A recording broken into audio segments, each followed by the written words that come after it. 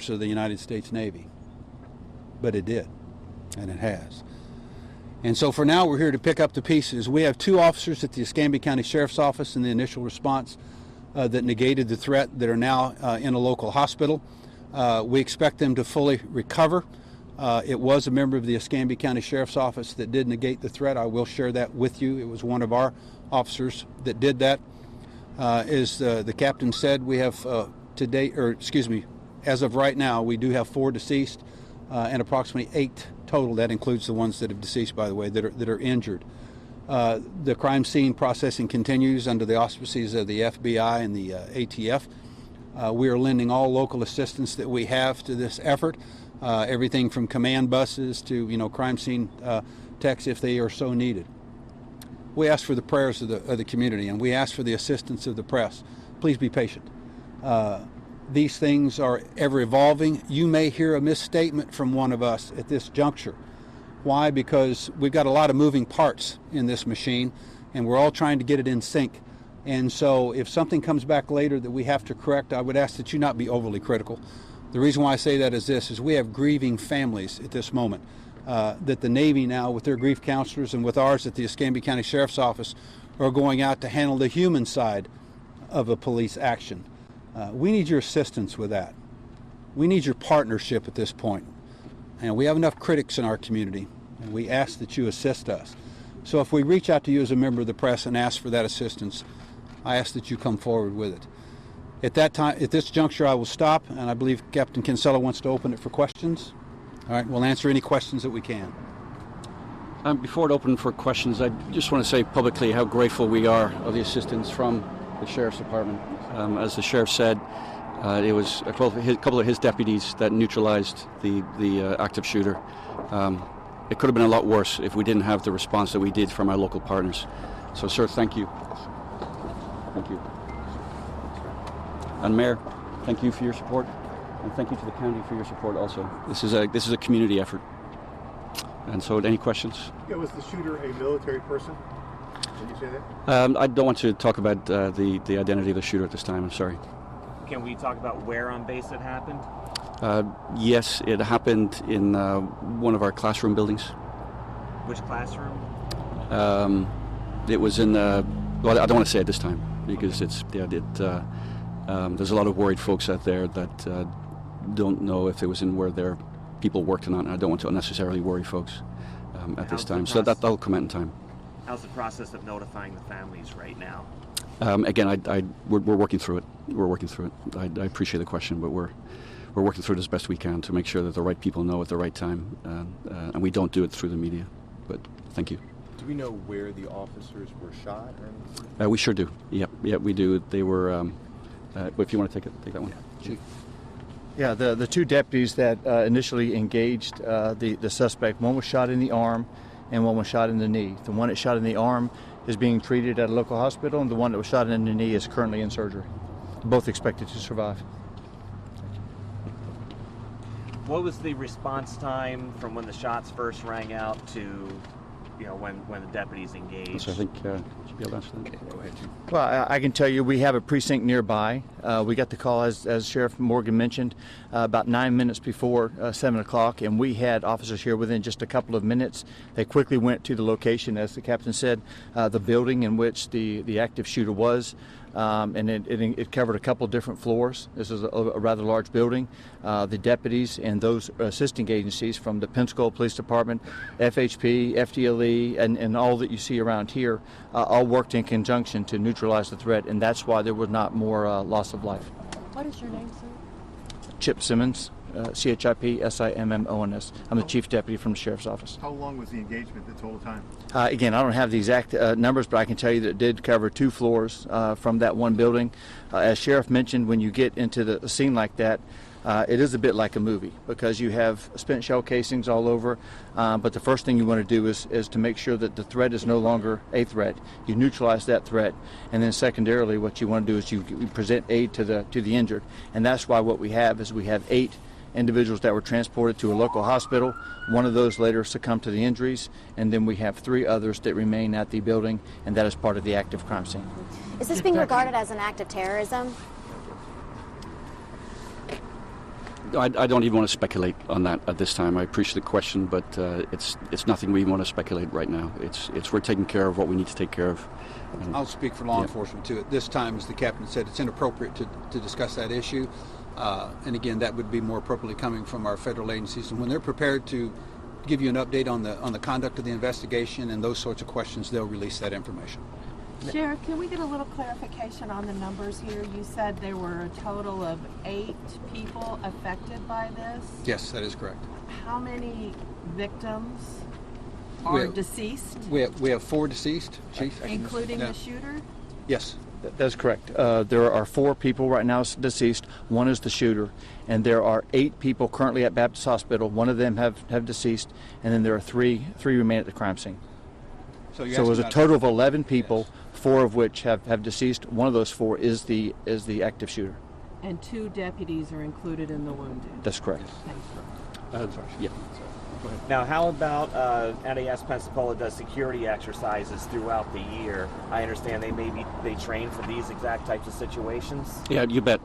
We work with our local law enforcement partners to do that. We train on this regularly. Active shooter is something that's very in the front of our minds for our security department when they train. So yes, we do. We train pretty regularly for it. We have an MOA with NAS Pensacola, of course, where we do joint training, and also part of that MOA is that we are a response unit to assist NAS, and of course that's what was put in place this morning. It was our security forces. They were the first responders there, and then the sheriff's department came and backed us up. Can you tell us what kind of weapon the shooter was using? I cannot. No.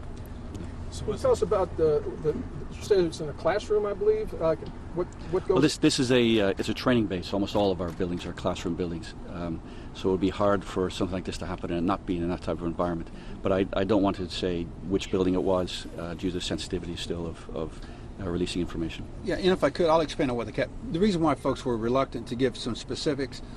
Notifications have not been completed, so if I or the captain speak any more specific, and you're a mother or father that has a son or a daughter that's in the Navy, and they're assigned to the Navy base, and they're assigned to this particular training area, families know that. And so now you're going to create, again, panic within these families, and that notification needs to be measured. It needs to come from us, the appropriate agency, I should say, at that time. So we're not trying to be evasive. There's a point to that. It's for our families. Yeah, thanks for that, Sheriff. And sir, you had a Was question? the shooting confined to that building or classroom? That is correct. Yeah. Do you foresee this changing security protocol going forward? And I will say security is an ever-changing, ever-evolving, and we look at lessons learned from this, and if necessary, we will. We're not a organization in stasis. We learn from events like this to ensure that we do it better. But I will say that I'm very, very proud of the response that my security department had, and I'm very proud of the sheriff's department, what they did. So it's I think it could have been a lot worse if we don't train the way we do to try and minimize casualties in events like this. And I know you're not able to say that much about the shooter, but did he have business being on the base? Was he supposed to be there? I don't even want to I don't want to say. How I'm sorry. heavily armed was he? What was he armed with? I'll leave that to you. We're not going to answer any of those specific questions. A press conference will be planned later on this afternoon, and I will also tell you, as part of our protocol, stepping outside the Navy side of it, we have a governor and elected officials that we need to also brief to ensure that they're aware of what occurred at NAS Pensacola. So there's a lot of moving parts in this machine that you will get the information. It's just you won't get all that information right now. Captain, speaking to the governor and maybe even other federal officials up to the president, have you heard from any of that? I sure have. I've heard from multiple officials who have called to both the governmental, state and local to offer their support in any way they can. It's been very comforting to have all levels of government reaching out to us to offer both comfort and support. What kind of support is going to be given to the victims and their families? We have procedures in place. We have things that we do to ensure that it is, and again, I don't want to get too far into that, but we have procedures in place. We are the military. We go through this, unfortunately, more often than we'd like for combat casualties or whatever it may be. So our casualty assistance officers will be following the necessary protocols to ensure that we take care of those people within our Navy family and beyond. Like the mayor can update that question too. I do wish to say that the governor's office and the White House have contacted us, the city of Pensacola. I know they've contacted Escambia County as well, and said any assets that they have would be available to us. At this particular time, I think that we told them we're all assessing, we're supporting, and we will inform them as soon as we know what those requests would be. But they have been in touch with us, and I know I talked with Commissioner Bender. He said they've also been in touch with Escambia County as well.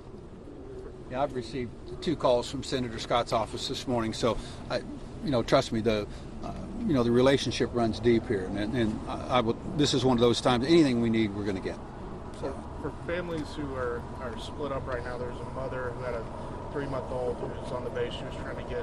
What information do you have for when people will be allowed back on base? Again, the base is secure. The number of people that have been injured, transported, have been reported to the community now, not named specifically. But I would assure everyone that if you had a family member that's directly involved with this, that is local, you're going to be notified very quickly. And again, that's why we want to allay most of those fears. Those, again, who have suffered, the deceased, if you will, and the victims, that will take a little bit longer. But I'd let Captain Kinsella speak specifically. Thanks for asking that question. As I mentioned, the base is the base is shut down for until further notice. Sorry. The personnel that are on base now, we're working at getting them off base in an orderly manner. They are going to stay in place and remain in place until we can get them off the base in an orderly and safe manner. And we'll be notifying those people building by building using the appropriate chain of command to ensure that we have an orderly evacuation of the base of those personnel that we need to get off and need to get home to their loved ones. Sheriff, your 2 deputies who were hurt, were they shot? That is correct. Okay. By the active shooter? We're not prepared to release that information at this time. Shots were exchanged. About how long will the museum on base be closed? Until further notice. Okay. Yeah, I can't say. Okay.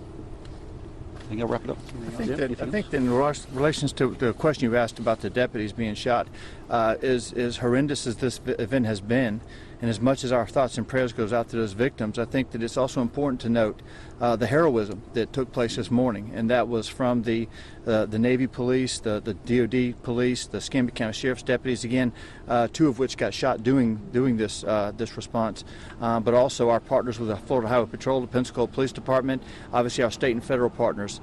So again, I don't want to lose sight of the fact that they got here in short order. They neutralized the threat, and again, as I mentioned before, so that there's no further loss of life. So let's just keep that in the back of our mind, as well as the thoughts that to those that are injured, and certainly to the family of those who lost their lives this morning. You're absolutely right, Chip. And sir, there's also a mother back there who has a 3-month-old still on the base that she was trying to get to. Yeah, he just asked that question. Okay. She had a 3-month-old she was trying to get to. We'll if I can talk to you after this, and then we will take care of that. Sure. Yep. Any other questions? All right, thank you all very much.